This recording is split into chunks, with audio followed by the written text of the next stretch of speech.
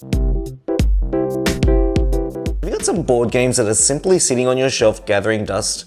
Or are there some games that you simply walk by and you see and you think, will I ever get to play that game again? It's like having a really great friend that moves overseas and you see them once in a decade. Well, there are some games in my collection where I think it's simply time for them to go. Time to move on to a new life. Time to see a better home and a better table space. And in this video, we are going to be checking out 5 games that unfortunately will have to pack their bags and leave my collection. My name is Danny, I'm from Board Game Sanctuary. I'm an Australian modern board game hobbyist who loves sharing my passion for board gaming with my friends, my family, and you.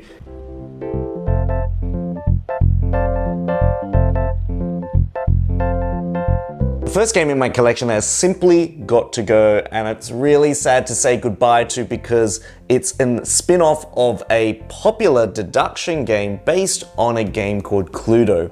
The original game, which I still own, which is a big box game, which I actually thought I would part with a little bit more sooner than this one, but I've actually kind to come and like its quirkiness and wonkiness and its superfluous nature. And the game I'm talking about is Mysterium, but the game that I think will need to go from my collection is Mysterium Park. Now, I did a video comparing both of these games, and in that video, I actually said that Mysterium Park was better, and at the time, I think it was. It was brand spanking new, it was a smaller version of a game that I really enjoyed, and I do like its portable nature, but unfortunately, its carnival theme and the openness to interpretation, and this game has so many different ways the actual clue cards can be interpreted, that unfortunately, the more I played it, the more I discovered how random it actually is. And the more I discovered that, you know what? I prefer the Haunted Mansion. I don't really kind of feel warm and invited to this park version of this game. And nor do I need to own 2 versions of the game. Now, if for some reason Mysterium Park and Mysterium kind of melded together and came up with an even more portable edition, I might be able to be swung that way. But I just don't see this game having the large, grandiose impact that the original Mysterium has. And I kind of miss the blue tones of the original game. Goodbye, Mysterium Park. The next game I have to say goodbye to is a pretty tough one. I didn't take this decision or this thought process lightly. It's actually a game I only recently bought. I love the cover of the game, I love what the game does, but I feel like the game just does so many things that other games in my collection does, and those games actually do it better. It's a tile laying game that has a wildlife theme, and you'd be thinking, hang on a minute, Danny, you love nature, you love tile laying games, this game should tick all those boxes. The game I'm talking about is Habitats. Now, Habitats is a beautifully produced game. I love the aesthetic look. I love the fact that you're driving these Jeeps across this grid, drafting tiles, placing them in your tableau, and then you're scoring them in so many different ways. And the fact that you have to connect the tiles to the animal's habitat requirements and the way all the little regions connect together is just immensely satisfying. I even like the tonal colors they've gone with, the way they've dressed this game up. And I also like driving Jeeps, and the Jeeples are really thick and they're very, very satisfying to move around. I did find that when you kind of moved across the grid in this game, when you got stuck in a corner or when you got stuck on the edge of the grid, your options were more limited. That created for some interesting nuanced decision making in the game. I also love all the different scoring mechanisms and how multiple tiles can be used to score for multiple ways. I have so many tile laying games like Isle of Skye probably does tile laying a lot better than this game does. Whilst it's not the animal theme, I think I appreciate the crunchiness of that game a whole lot more. It just doesn't make me feel those warm, exciting moments where I'm gonna say, hey friends, come over. I'm gonna get this beautiful game off the shelf and we're gonna play it. It just hasn't really reached into my heart that way. So I'm gonna have to say farewell to Habitats. Now, if I could go back in time, I'd probably be able to change how my collection is evolved. I'd probably change some of the games I would have purchased and maybe reconsidered whether I needed certain games or not. This one game was very controversial when it came out, and controversial in the fact that it was probably one of those games where the idea of playing a board game once or twice only became a very highly debated issue. And so I decided that I loved the premise and the concept of this game so much that I dived right in deep. I bought not only the core box, but also all the expansion stories that came with it. Unfortunately, I never got to any of those expansion stories because my hubby said he did not want to play this game ever again. After the first time we played it, there was no way he wanted to play it. And from that point on, I don't think I was able to get this game out with another group. I've tried multiple times to get people together to play this game, and the game I'm talking about is Time Stories.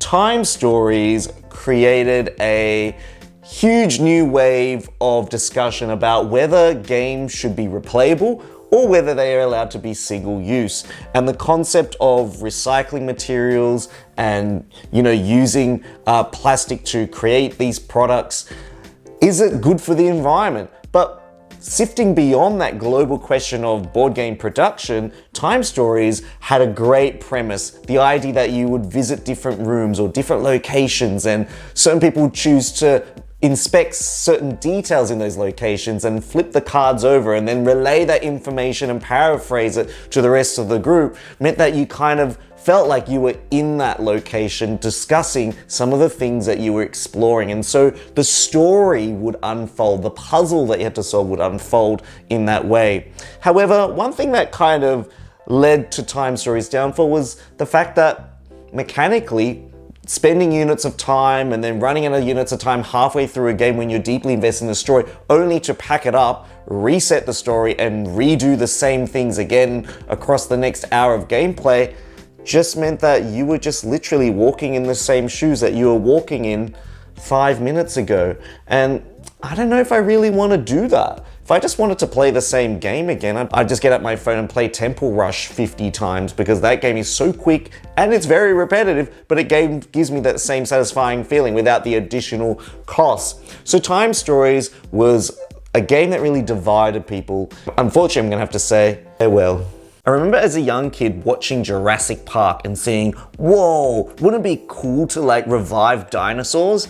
Now I'm thinking as an adult, actually that's probably not such a good idea. I don't know if dinosaurs would end up just taking over the cities and things, but there was one game that came out that I really liked, and I'm not usually someone who likes roll and write games, but this one just had that right theme of exploring and building a park, running your Jeep through it. Dinosaur Island Roll and Write is actually a very good game. It's a lot more thinkier than appears. It's a game where you're kind of hiring people to manage your park, you're building different enclosures, you're rolling these DNA dice to then kind of breed or clone these dinosaurs. And whilst all the thinky decisions that kind of come in this game, I just think there's too many steps when you play it. Every step you take in this game feels a little bit like accounting or clerical work. Whilst the decisions are quite interesting and they're very impactful, it's probably not one that I would feel relaxed while I'm playing it. I played a lot of this during the lockdown when COVID was around, and it's still around, and that just gave me such great joy because my friend also had a copy and we played it across Zoom. But these days, I don't know, I've got other zoo-themed games that kind of do the same thing, but do it in a better way. Now, I'm someone who likes to eat with my eyes. Sometimes when you go into a board game shop, it's like you're in a candy store and every game is just screaming out to you, reaching out to you, going, you know what? I probably should try that game and see what it's about.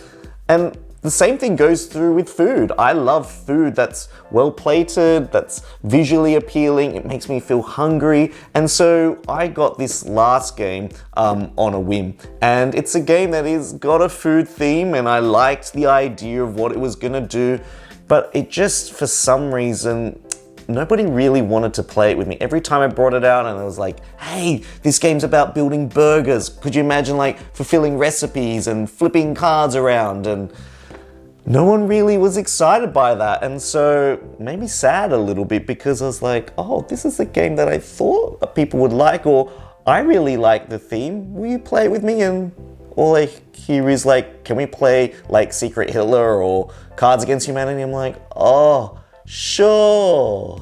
And so this game, unfortunately, Burger Up, is gonna have to leave my collection.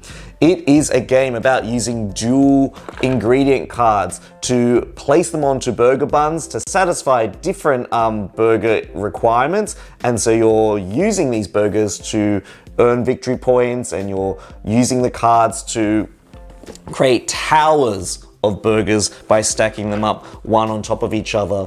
Unfortunately, it's just not a game I think I have space or time for anymore. It definitely has a cool casual feel. I definitely recommend also downloading all the cool different variants. If you like games like Sushi Go or Seven Wonders, you can actually play Burger Up using the rules of Sushi Go and Seven Wonders, which is kind of brilliant.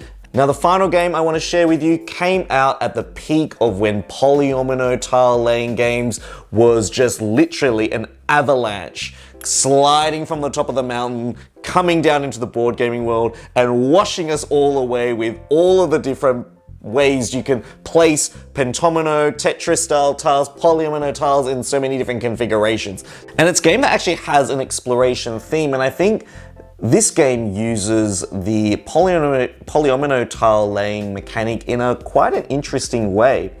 A lot of polyomino tile games like Patchwork require you to place those tiles so that you fill up all the gaps on the board. Whereas in this game, you're placing the polyomino tiles to leave gaps, and in fact, you were trying to create big regions where scarab icons would appear, and the number of scarabs that would appear in a region will multiply the number of squares in that region, giving you points. So leaving and creating areas or archaeological sites in this game really helped you to think inversely about how polyomino tiles are laid. The game I'm talking about is Scara Buyer. So players are basically playing on 4 different biomes. They're basically the same thing. So each player is playing on their separate board, and then using your tiles, you're trying to place them so that you can create little zones. It's kind of got this bingo style effect where there's a deck of cards that shows you all the different types of polyomino tiles in the game, and each round you flip over a card and everyone has to get that tile and place it on their board. It's a very super simple game to get into. It's also got these kind of cool 3D mountains that come in it. I just don't have enough space in my game collection, and I like some polyomino tile laying games like Llama Land. Polyomino tile laying is probably not one of my favorite mechanics, even though I said I like tile laying games, I know.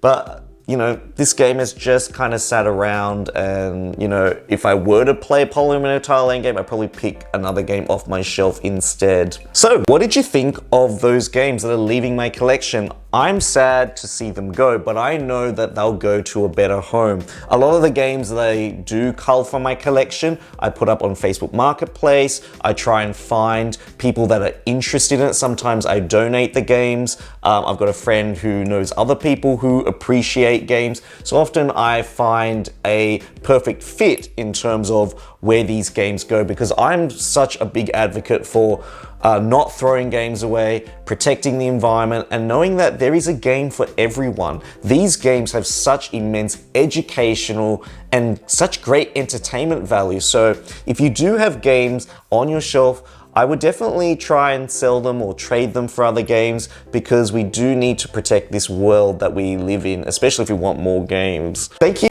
once again for joining me for another Board Game Sanctuary collection overview. If you really like my videos, please consider subscribing and supporting my channel. If you want to see where this board game channel goes in terms of its future directions, head over to my Patreon page and support me there. Otherwise, check out some of the other videos on my main page, and I can't wait to give you the next board game collection update in the near future. This is Danny signing out. Hope your next game's an amazing one. Goodbye.